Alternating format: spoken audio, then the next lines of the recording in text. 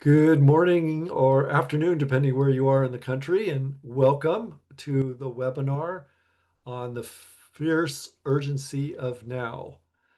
My name is Lou Stagnito, and I am with the organization called the Interfaith Solar Campaign, which we'll tell you about in a little bit.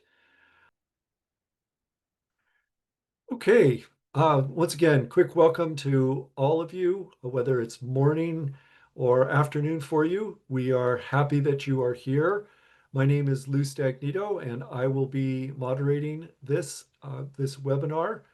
And I want to tell you briefly, if you have not yet taken the poll, we encourage you to do that.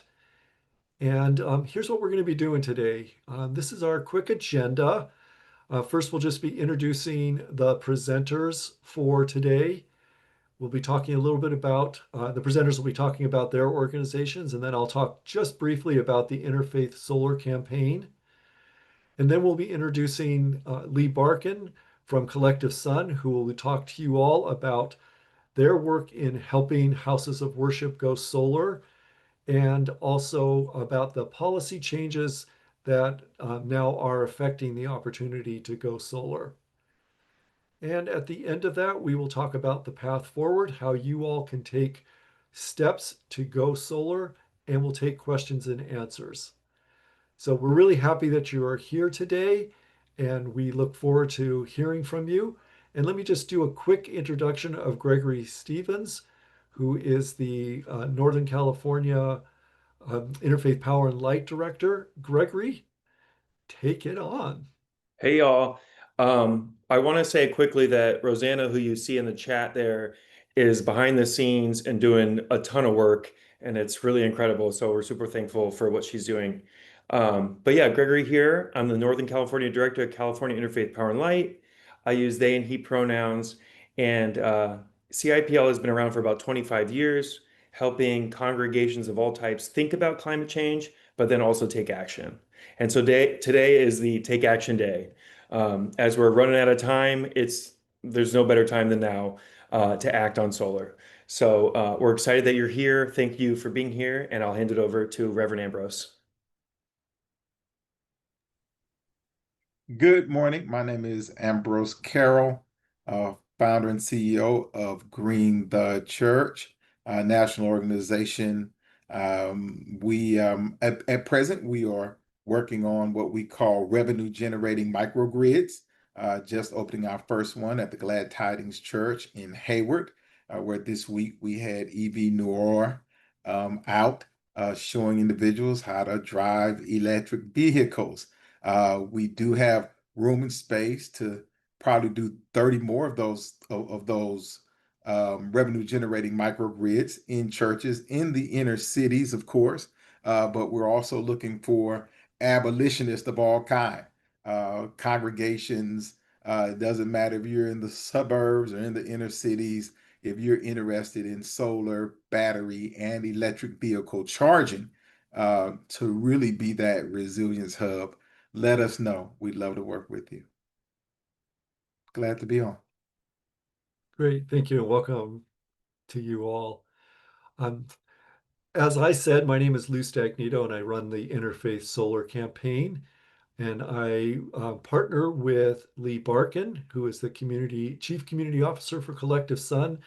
Lee is a self-described policy nerd, and he will be going over the main material in this program today. I work along with the Reverend John Pitney.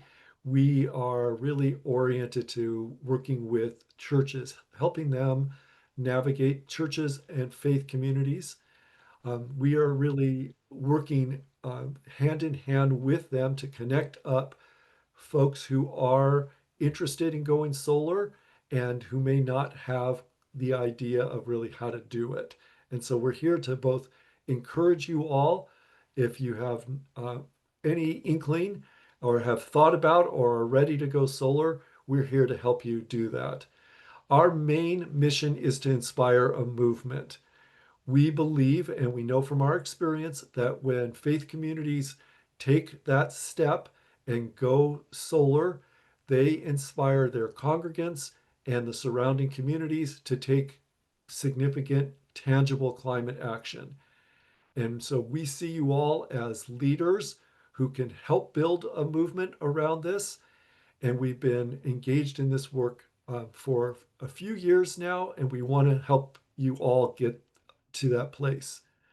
Now, the thing about going solar is that it's very different from the typical traditional consumer way that we do our work every day. A lot of folks now can get whatever they want by going online, pushing a few buttons, and having something delivered to their house. That's not the way solar works, unfortunately. So, our work really is in demonstrating how you can get solar done, helping you by partnering with you through that process, and most importantly, connecting you with the resources, the people, the organizations that can help make that happen for you, whether that be a solar contractor in your local community, whether that be a finance resource to help you make the math work, so to speak, on getting your project done, whether that be the local community organizations, governments, and entities that can provide financial incentives. We are here to help you navigate that. We work specifically and only on a donation basis, and our donations go to help other organizations make their financials work. So we are here to encourage you all to take this tangible step, to do it now or in the very near future, and to walk you through that process and provide as much help and support as we can. So with that, I'd like to introduce my colleague, Lee Barkin, who is one of our strong partners in this work. And Lee's going to talk to you about CollectiveSun. Thank you, Lou, for that excellent introduction. And in addition to being a policy nerd, I'm also an accounting nerd, so I'd get to play double duty on many occasions and really appreciate our partnership with all of the groups represented here today. And it is great to see so many folks marching forward with clean energy solutions, serving communities of faith. So CollectiveSun is a solar financing organization, but we help solve two basic problems for nonprofits. One is how do you pay for it? And two is how do you get it built and built properly? So we help solve those problems with financing solutions and with construction management, fund control, and other components to make sure things get built properly. Been doing this for a while, and more than half, the majority of our projects are actually with houses of worship. Houses of worship have always been great partners for us because they're just a natural fit. They're community beacons.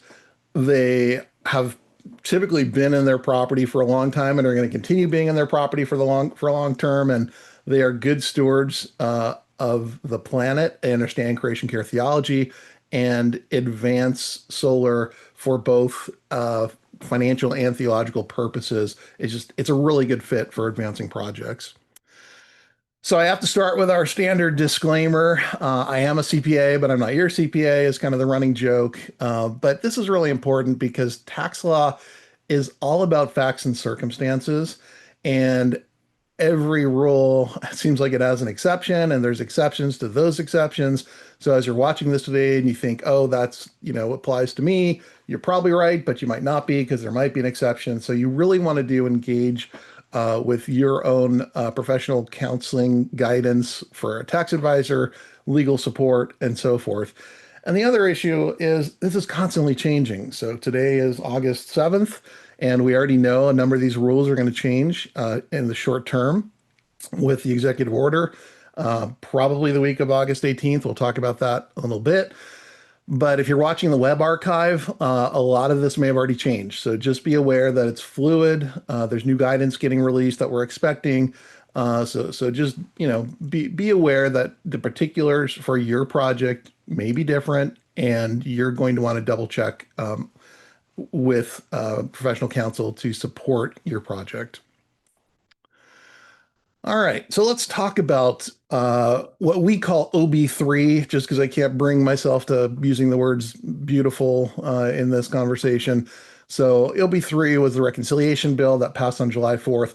I'm going to encourage everybody here to actually go and read the bill. I know that sounds crazy. Everyone likes to complain about how long it is and, complex, but it's actually not that bad. And the parts that we care about for the folks on this call, it's about 20 pages. It's actually not that much. So when we send out the web recording and a copy of these slides, there's a hyperlink in there to read the bill, and there's the page number, and you can go check it out. The takeaway is this bill creates a fierce sense of urgency to start now, and I'll explain why in the coming slides. So first, some good news. The solar credit, which folks on this call are going to be relying upon, survived. And I say that because this bill went through a half dozen iterations, and there were some iterations where it didn't. So there were some iterations that were more aggressive, some were less aggressive. This is where we landed, and I actually think it's pretty good news because the rules say you have until December 31, 2027 to place your project in service. Then at the last minute, there was a couple of senators, and this, it was an odd sort of trio of Republican senators, Grassley and Ernst and Murkowski, that came forward and sort of slid in this, yes, it's 12/31/2027, place in service, or if you start your construction, the beginning of construction before July 4th, 2026, then you have a longer runway. It's technically the end of the fourth year, which you start construction, but there are some circumstances where it could be longer. And they were really trying to defend, like, why were they doing this? Senators from Iowa, they have large wind interests, and those projects can take a long time. And those projects are at the mercy of things that are sometimes out of their control. You have interconnections that can take a long time. You have supply chain constraints. You have transformer issues. So this notion and almost kind of battle between place and service date and beginning of construction is really important, but mostly to large scale developers. For the folks that are on this call, you probably have a commercial installation on a rooftop for a church or a house of worship. You're probably fine. But this battle went on, and we ended up with these sort of dual set of rules that are either place in service by the end of 27 or start a construction by July 4th, which is 1 year after bill enactment. The other good news, this did not affect battery storage at all. So battery storage is untouched. Also, bonus adders are untouched. So if you're looking at domestic content, low-income community, bonus adders, energy community, all of those remain intact as long as there's an ITC in place. And the same is true with direct pay. So direct pay, unchanged. But direct pay is kind of a bolt-on top of ITC. So if there's no ITC, it doesn't really matter if you don't have direct pay. It's kind of like if I give you a bike helmet, but you don't have a bike, you're not going anywhere. So it's great that direct pay didn't get altered, but it's really the rescission and the impact on the ITC itself, which was under attack, that is where our focus needs to be. The bad news, there's a whole slew of new requirements broadly under the category of, under the banner of foreign entities of concern, or FEOC, that can disqualify ITC. We'll talk about it a little bit here. We're actually going to do another webinar in 2 weeks where we'll spend you can spend an entire hour just on FEOC. So we're going to do that in 2 weeks from now. You're welcome to join us for that. And the other, not so great news is I know I sort of mentioned, like, this is great news. We have until 12/31/27, but that's actually not that much time. And that is not the time to rest on your laurels or to have any sense of complacency, because projects can run into unforeseen circumstances. We have several we're working on right now that, through no fault of the nonprofit themselves, things have gotten, longer than expected. It's rare, but it can happen. And you don't want that to affect your ability to claim an ITC. So you still need to start as soon as possible for safe harboring for an ITC perspective. But there's this whole other category of FEOC that's going to kick in January 1st, 2026. And that means you have to begin construction by 12/31/2025 in order to avoid the FEOC gauntlet. And that's coming up quick. 12/31/2025 for beginning of construction. That means it's all hands on deck. That means this is last call for solar, ITC, a lot of sort of elements that are driving a sense of urgency are very real because of what fiat implications are. A lot of folks are talking about, ITC and the rescission. I'm actually thinking fiat is the sleeper giant that we all need to be even more concerned about. The legacy here with fiat has to do with, when the bill was being formed in reconciliation, a lot of folks thought that the administration would kind of double down on domestic content, more buy America, made in America. There would be kind of a pro made in America agenda in the bill. That didn't happen. So talk about maybe the ITC will be tied to getting domestic content. They just didn't go in that direction. Instead, they went in this direction of what they labeled national security threats and foreign terrorist watch lists. And instead of being like a pro, made in America bill, it ended up being an anti foreign adversaries, which covered nations in this context are four countries: China, Iran, Russia, and North Korea. Now, I know there's a lot of experts also on the call and who have done a lot of solar projects. I don't know about you, but we haven't procured a lot of solar panels from Iran, Russia, or North Korea. So what this really boils down to, it's an anti-China bill. So instead of being a pro-US manufacturing, it ended up being a bill to hamstring and prohibit certain kinds of transactions when China has involvement. Let's call it that. And what this is really driving towards is kind of I think we're headed towards kind of a no-fly list in terms of equipment and procurement and other factors, which are going to become really important unless you start your project by 12/31/2025. So this is kind of a 2026 problem and creates even more urgency for why you need to begin construction right away to avoid all of this headache. We're not going to dive in too far, but I just want to mention that FIOC is less to do with geography. It's really not about made in China. It's really about who owns and controls the manufacturing entity. So when you break this down, there's really two tests. One is who is the taxpayer, and the other is who's making the equipment. The taxpayer identity, less of a concern in terms of, who is considered owning or controlling the entity claiming the ITC. That's going to be less of a problem for this community on this call. But the supply chain, what they call the material assistance rules, are going to be daunting. And there are still unknowns in various ways this could be interpreted. The legislative text said that Treasury will put out guidance by 12/31/2026. That's a long ways away to have a bunch of uncertainty throughout next year. I think that could be as much of a problem as the rules themselves if we don't know like the detail and specificity. We'll get into this in detail, in a later time in our next webinar. But again, going back to this idea of it's not just where it's made. Take a hypothetical example of a solar manufacturer that's located in the US and using a lot of US components, but it's owned by a Chinese company. Is that meeting fiat compliance or not meeting fiat compliance?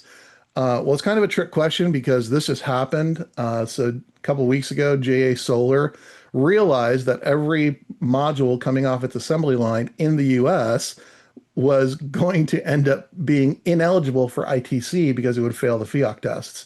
So they just sold to Corning.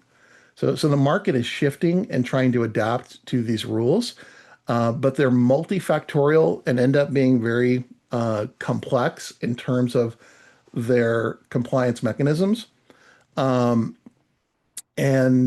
as a industry, we're all trying to wrap our heads around this and develop pathways. And that's why if you want to come to that webinar in 2 weeks, we'll dive into it more then.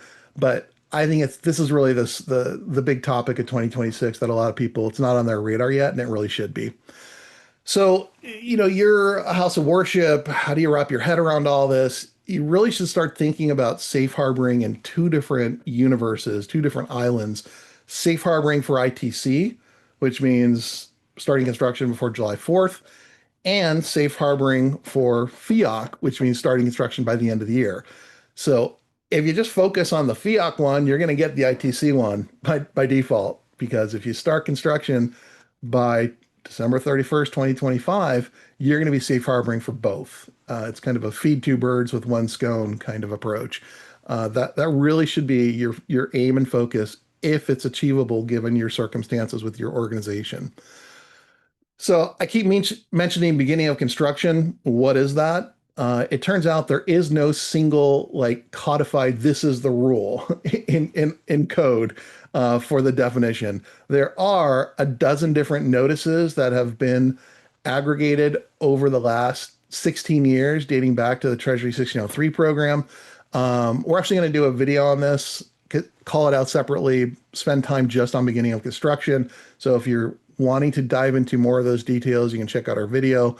But at a high level, I'd focus on the two notices, the 2013 and the 2018. That's where the bulk of the information is. But this body of IRS guidance boils down to two different pathways. There's a physical work test and there's a 5% test. Those are the two different ways to be able to claim, quote unquote, beginning of construction. The physical work test is probably not going to be used by folks on this call. It is preferred by large utility scale folks, primarily because the focus is not on how much you spend or how much time you've spent. It's really on the nature of the work. The work has to be of a significant nature. And that's generally manufacturing components. That's their kind of workaround. So if you're building, a wind farm and you're manufacturing wind turbines, you can kind of put a toehold in to say that I've started construction by beginning the manufacturing process on wind turbines or transformers, the wind nacelles. And that is a helpful path that a lot of those projects will take. Not so much helpful for us because we don't really have inventoriable, or I should say, for a typical project on the rooftop of a house of worship, we're not manufacturing wind turbines or transformers specifically for this project. We're generally using inventoriable goods, which don't count for this test. So there's no manufactured components, so it's not particularly helpful. But I'm putting it out there. It is one pathway. There's definitions around significance for the work. It's really about building stuff. You have to be installing structures, pouring concrete, mounting stuff. This is not preliminary activities, getting permits, doing planning, site prep. This came up in a question the other week. Well, we're, removing an old air conditioner from the roof. Does that count? No, that for a physical work test, that would not count as an example. So site prep, clearing land, like all those sorts of things, physical work test is probably not going to help you. Your safe harbor chances are going to be in the 5% test, because the 5% test is all about paying or incurring 5% of the total project cost. Now, there's a bunch of caveats and potential footfalls that you can run into here. So let's dissect this a little bit. When I say pay or incur, that's an important distinction whether or not you are a cash basis taxpayer or an accrual basis taxpayer. So if you're a cash basis, you just have to pay it. You have to demonstrate and document the payment. Whereas on an accrual basis, you have to incur it. And there's a series of tests where that liability has to be fixed and known. And I will hone in on this word economic performance. So you have to actually receive the goods or services, not just pay for them like on the cash basis. They have to be incurred under the accrual definition. So it gets a little bit tricky. And this boils down to be very, very careful with how you define your milestones on your installation contract. Because those milestones, if you write them as a deposit, I'm writing a 10% payment, like to sign this contract, you owe us 10%. That is unlikely to be respected under the 5% test because economic performance hasn't been performed in that case. You have to structure it in a particular way so that something's being performed and that performance is occurring. There are exceptions to this. There's a 3.5-month rule. There's a look-through rule. There's a variety of ways. If you're stuck at the last minute in December, like there may be some workarounds, But generally speaking, like you're going to want to plan in advance, very careful, have your counsel look over your specific milestones, your definitions of your milestones, and then document the payment and document the performance of that work. That's going to give you that safe harbor and toehold into this definition of beginning of construction to be respected by the IRS, if and when scrutinized down the road. The other thing is this test only applies to eligible ITC costs, so anything in your tax basis. Going back to that example of clearing the site or prepping the site or roof work or other things, like there's certain costs that are ITC eligible and certain costs that are not. So make sure that in your milestone pay, you're paying for something that is ITC eligible, because that is going to be what'll create that 5% sort of threshold. The other thing is go for more than 5%. You probably want to shoot for 7 to 10. Some people say 12%. And the reason for that is it's 5% of the final project costs, not 5% of the cost you thought it was going to be at the start of the project. Now, most projects are on time and on budget, and that's great. But occasionally there are projects that have unexpected costs, and there are change orders. There are legitimate reasons to have change orders. So in a hypothetical example of a $100,000 project, if you pay or incur 5%, you said, oh, this is great, I've got my safe harbor, and then your cost increases $1,000 to $101,000, your $5,000 now gets you 4.95%, and you failed your safe harbor. So you don't want that to happen. And the best way to protect against that, just pay or incur a little bit more, go for 10%, go for 12%, and that'll protect you in the unlikely scenario. If you have a cost overrun or a change order, you're still going to end up above that 5% threshold.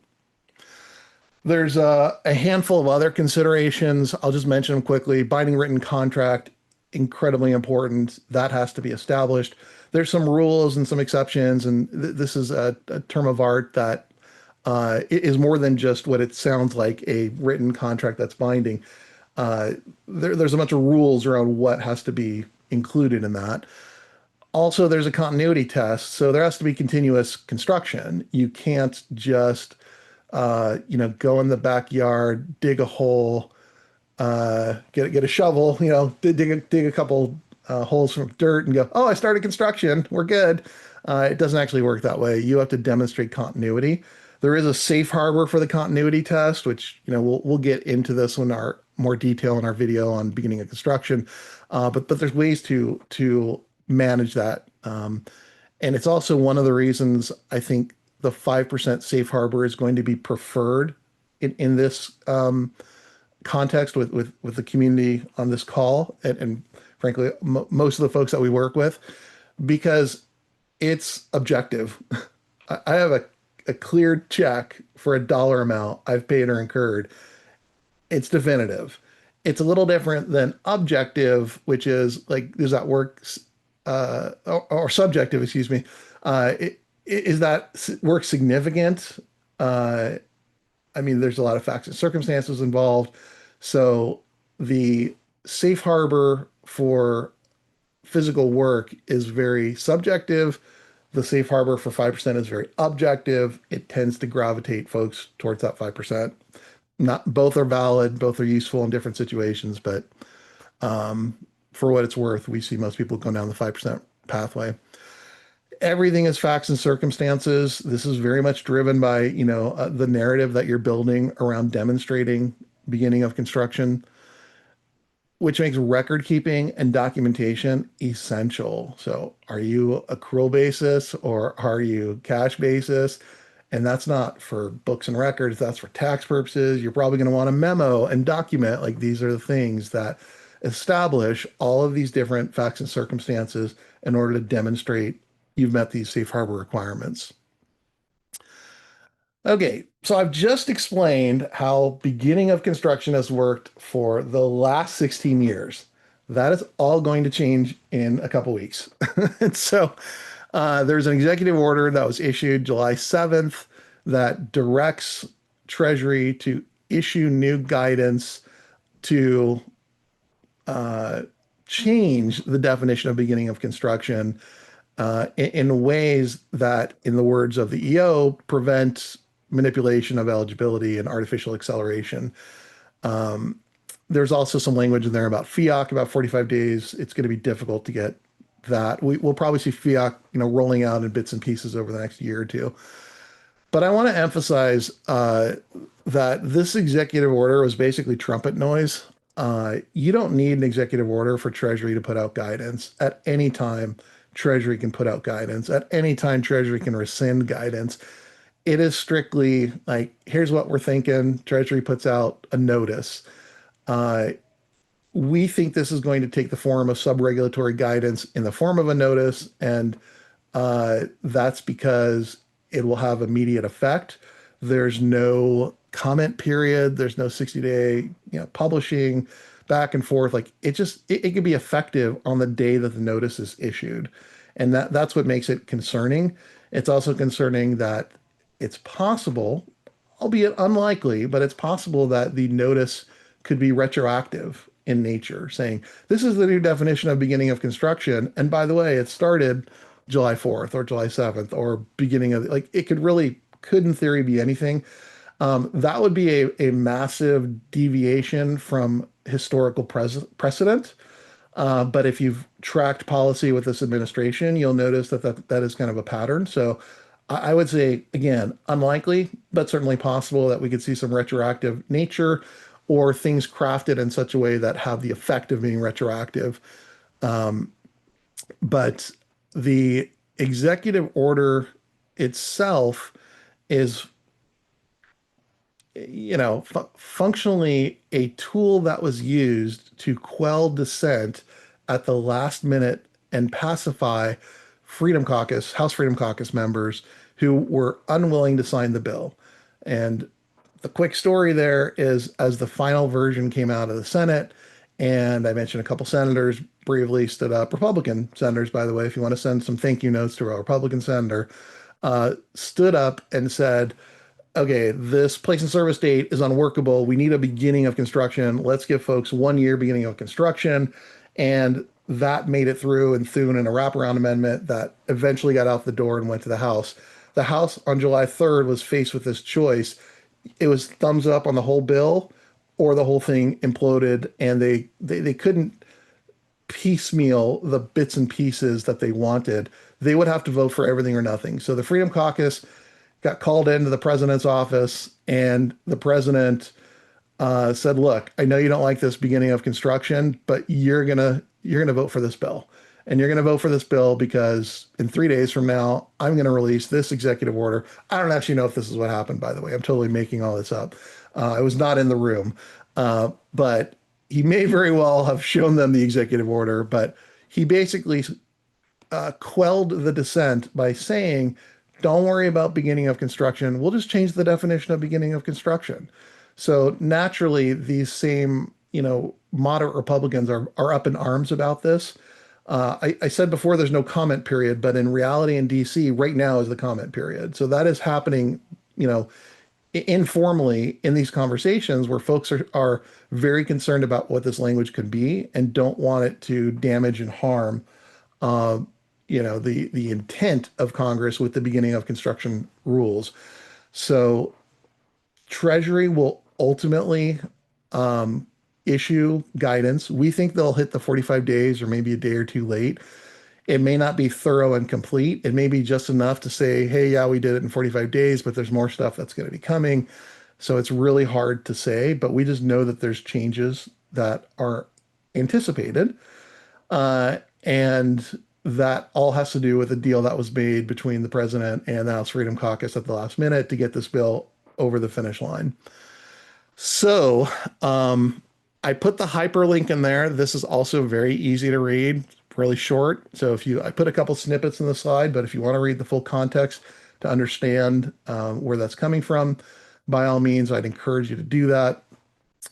This decision ultimately is going to be Office of Tax Policy, and Ken Keyes is new on the job. He's like a couple weeks into the job. It's really hard to say like where he's going to land on this and how those dynamics of pressure with the White House are kind of going to kind of play out. So stay tuned. Whatever happens, we'll adapt. We will understand. We'll do another webinar and we will understand the rules and find them ways to make them workable for projects for houses of worship. But the key is start now. Like that is my one message. If you remember one thing from today's webinar is start now. If you start construction between now and the end of the year, you're going to safe harbor for ITC and you're going to safe harbor for FIOC. Those are huge. If you can't make that happen and you begin construction sometime between January 1st and July 4th, you're going to safe harbor for ITC, which is good, but you're still then going to fall under the FIOC material assistance requirements. Those will, all the FIOC requirements are going to apply to you.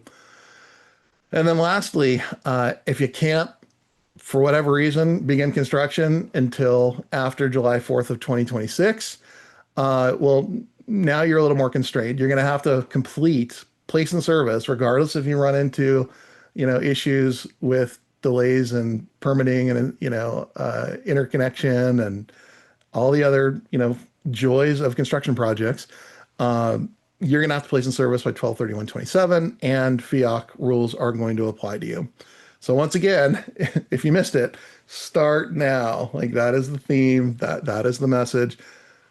No matter when, you're only better off the sooner you start, no matter which of those categories you end up falling into. If you can start construction by 12/31 and navigate through the beginning of construction rules in order to effectuate that, you're just in a way better position.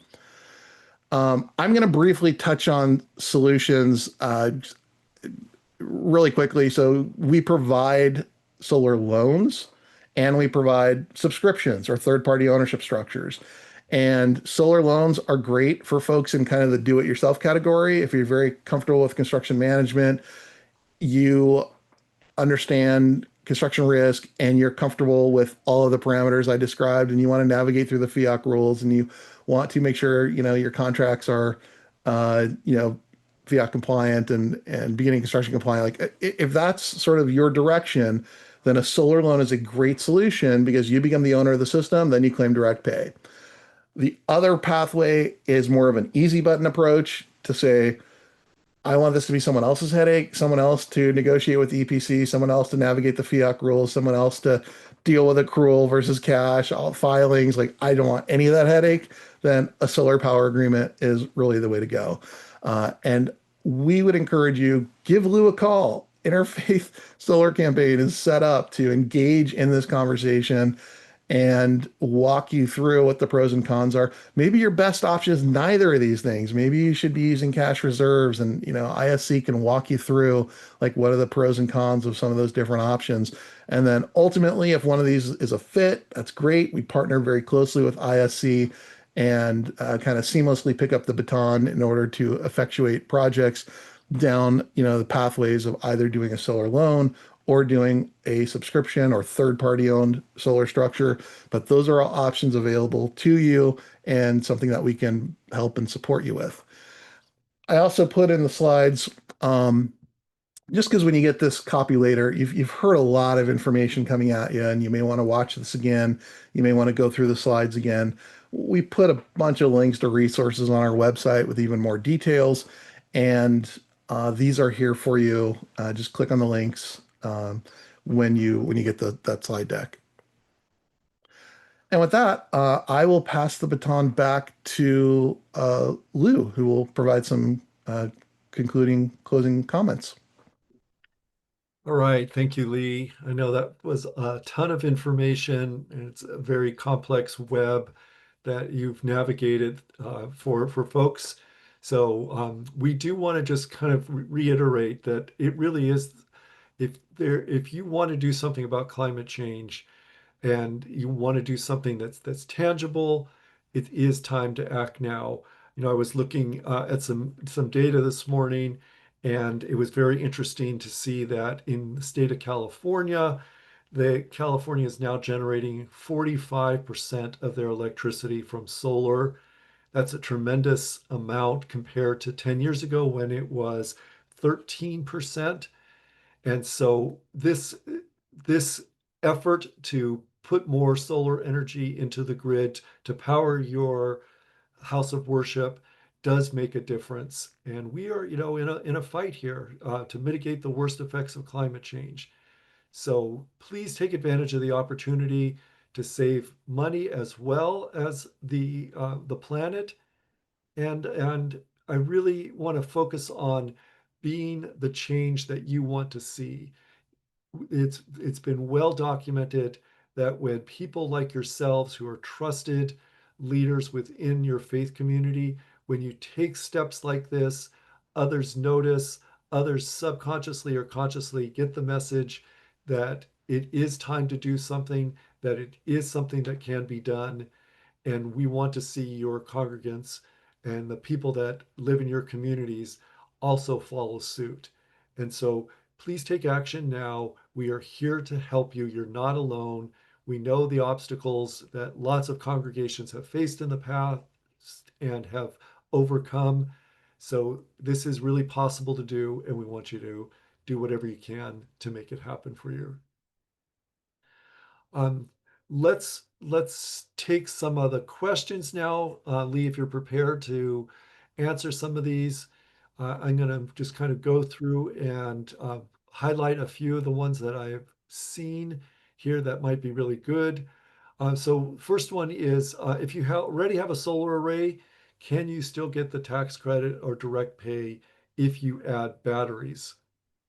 So probably yes. And that is because if this is standalone storage, which is codified separately under Section 48, it is not affected.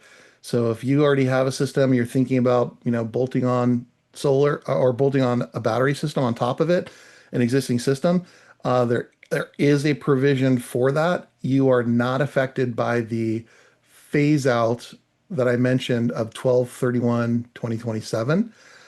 However, FIAC rules are going to apply.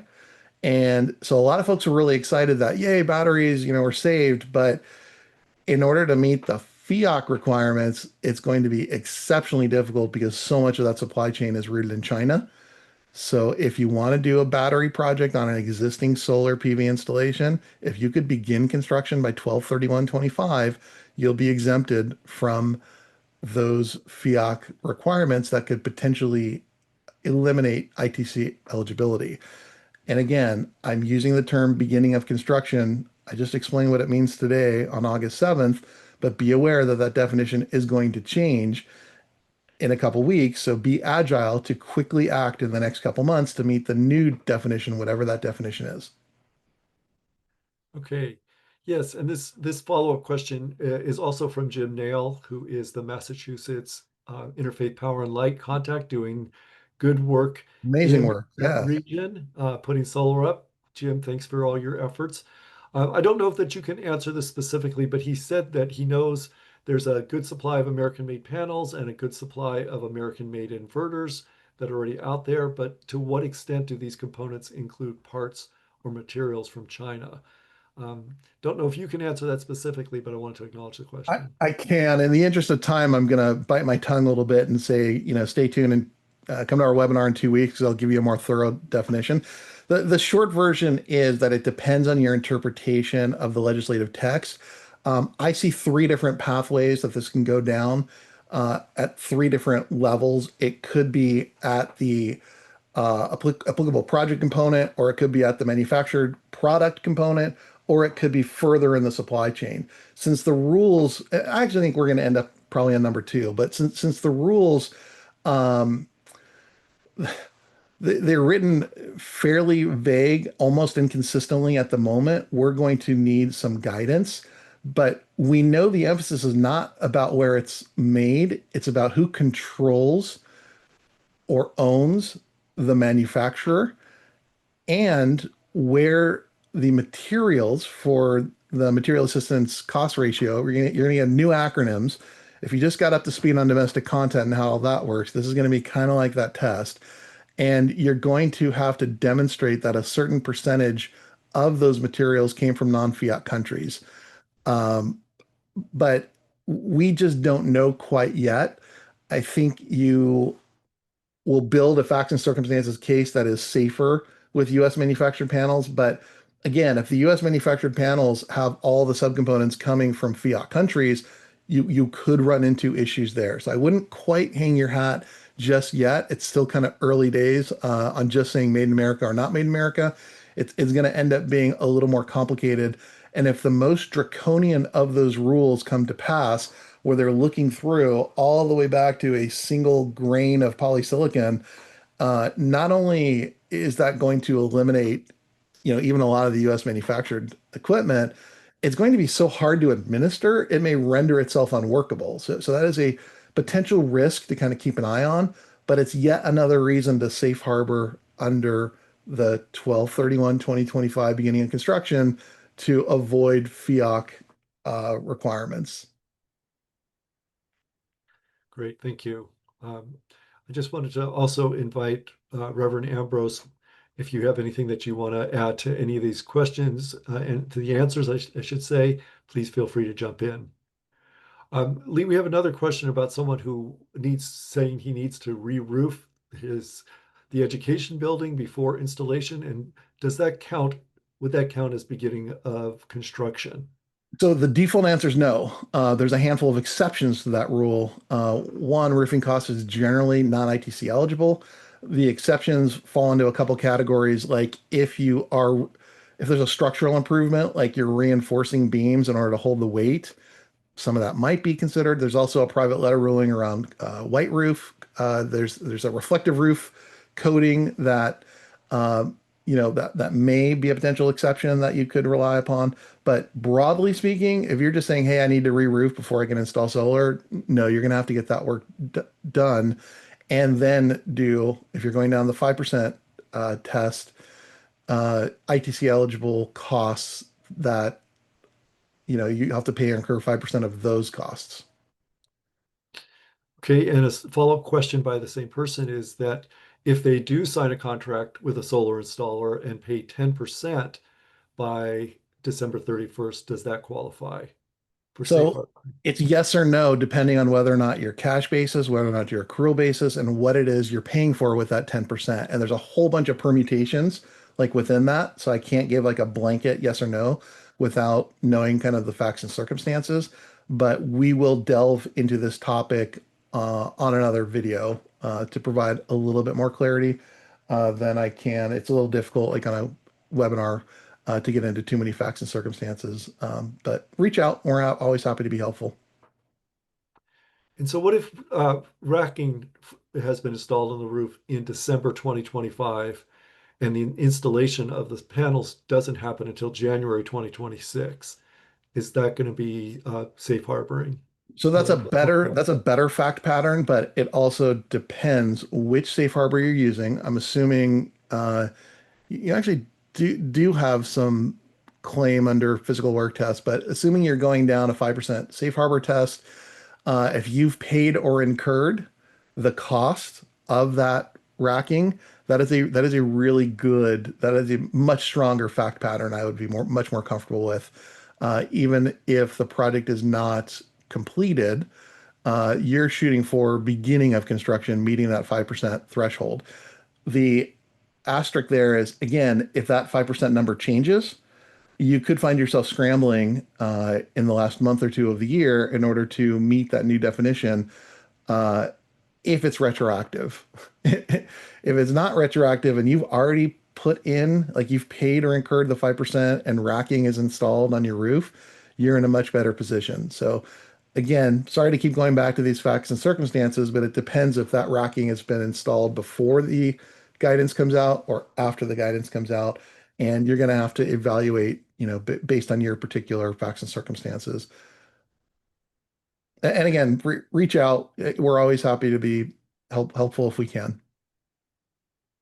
So another one that's fairly similarly is this person's writing about putting an addition onto the fellowship hall that they want to put solar on that building. Does the building of the addition count as start of the project? No.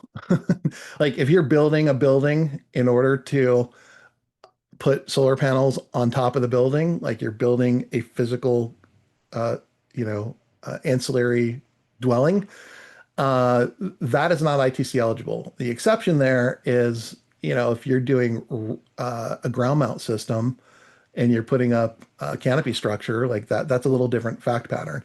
But if you're just like constructing the church or synagogue or temple and you plan to put solar on it, your beginning of construction is when you begin construction on the ITC eligible equipment, not the building itself. Okay. There's another person asking about direct pay, and to be eligible for it, does the project have to be registered with the IRS? And is that prior to construction or any time during construction? So if you could talk a little bit about direct pay and filing. Yeah, that's a great question. I'm so glad you brought that up. And we actually have videos on our resource pages on this topic because this is a little bit more established. We've been through some cycles already. So simply stated, you can kick off the process and you can start the pre-filing registration, but you can't actually like click the submit button and have Treasury review uh, uh, your application, your pre-filing registration application, until you've placed in service. So you can just kind of go there and start setting things up, but you don't actually file it until you've been placed in service. And then you're going to wait. They ask 60 days, but it can take shorter, but a couple of cases we've seen take longer before you get that number, and then that number has to be on your tax return that's filed timely. I will add with CollectiveSun, if you're doing a solar loan, we're going to do the filing for you, but it's still your filing, so you have to defend it under audit and you take responsibility for the filing. But if it's just the paperwork and the pre-filing registration, we're doing all that work for you. And under a third-party owned structure, none of that's your headache because you're not the taxpayer claiming the direct pay. Our nonprofit is the taxpayer claiming the direct pay in that scenario. And so we have to do that filing and we have to take responsibility for it. And then we have to defend it if it needs to be, defended. But hopefully that kind of answers your question that you can start the process, but you can't actually like submit until you've placed in service. So an interesting question here is around how much money are we going to be saving by doing this before the expiration of the credit? So that's a great question, and the best way to find out how much you're going to save is to give Interfaith Solar Campaign a call, provide some basic information, and then we'll develop a proposal and tell you exactly what that system design is going to look like, what those savings are going to be, and help you navigate every step of the way. Okay. What about bidirectional EV charges on the church property in lieu of batteries? Can you answer that one? Bidirectional. So, EV chargers, separate section of tax code. You have until 6/30 of 2026. But it is affected, but has its own kind of separate set of rules that are attached to it. So you Okay. can, but hurry. That one's also are you picking up on a theme here, Lou? Urgency. Yes. Yeah. In fact, before we run out of time, can I ask my co-panelists a question for Reverend Ambrose or Gregory, if either of you want to answer? The title of this webinar is "The Fierce Urgency of Now," and you've heard me repeat like 100 times, "Start now, start now, start now." But I'm curious from your perspective, when we talk about the fierce urgency of now, how are we doing? Like, what are you seeing in your communities and with the folks you're talking with, and how is that landing? And what's been your sort of take on how are we doing with this fierce urgency of now? Yeah, thanks for the question. For us, it's been many things. Of course, just stepping back and seeing the big picture, we're taking a lot of losses. So there's a lot of trauma, um, and a lot of, perhaps skepticism. We're at the point when the song says, when hope unborn had its died, Mhm. which is tragic. Um, Yeah. but at the same time, for us, we are having many congregations who are off takers. We are as Green the Church, Renewable Energy Development. We are, trying to take the time to, you know, find out what we do have. And so we are doing both feasibility studies, for congregations and energy audits. And working in concert with our partners, we're able to kind of do that at a pretty good cost, and also put some of our young people to work who can come in and perform those audits. And then, of course, because we do have a way forward, that, of course, we want to get as much done now before, what's on the table leaves out. But we do have, congregations that are contracting to do the microgrid, the solar, and the EV charging. And we're, spending a lot of time talking with trustee boards and pastors and laying it out. So I think there is an appetite to move forward. It's really just, finding a way that suits us. And so we've worked really hard to find a tangible way that we can move forward. And even, and even after these pieces are gone, we still see, positive strides in our microgrid, even if we have to do it without that 30%. But I think, there are a lot of ways that people can help. There are a lot of ways, that things can be done in congregations, but then there's donors, there's investment to say that while we see the government going in one direction, we're passionate about the health of the planet and people on the planet. And so it's a great opportunity to give, and many are giving in this hour and saying what the government is not doing. We know that we have to step up. So those are the pieces, and so we're looking for, and I, use this word not sparingly. We are at a time where we need the abolitionists of old to show up in a myriad of ways and to pull together. So thanks for the question. Very well said. Thank you so much. Yeah, and I just wanted to also reiterate that I know there's been questions about, are we here to help? I think Green the Church, Interfaith Solar Campaign, that's what our mission is to help you all navigate through all of this. We are here to help, so we want to make sure that you get that help. We will answer the rest of the questions in writing. So let's just go on to say that there are next steps. There are on this slide, you can see my name and contact information, as well as Ambrose and Gregory Stevens. This is how you get in touch with us. If you have more questions, if you're ready to get started tomorrow, let's talk. We will arrange a time to talk with you. And we want to ask you before you leave to do one more poll to see if there's been any change in your readiness as a result of having this conversation.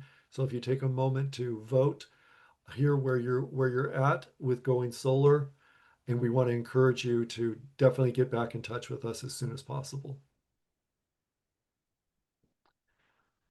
So as you're completing the poll, let's just say thank you for joining us. Thank you, Lee, for all the information that you've pulled together and that you've shared here with us today. Thank you, Gregory, for helping us organize this. Thank you, Reverend Ambrose, for joining us and giving us words of wisdom. And thank you all for making the effort to come to this. Please reach out as soon as you can, and we will work with you to make this happen. With that, it's 12 o'clock, so we are ready to close. And again, thanks everyone for being here today. Bye now.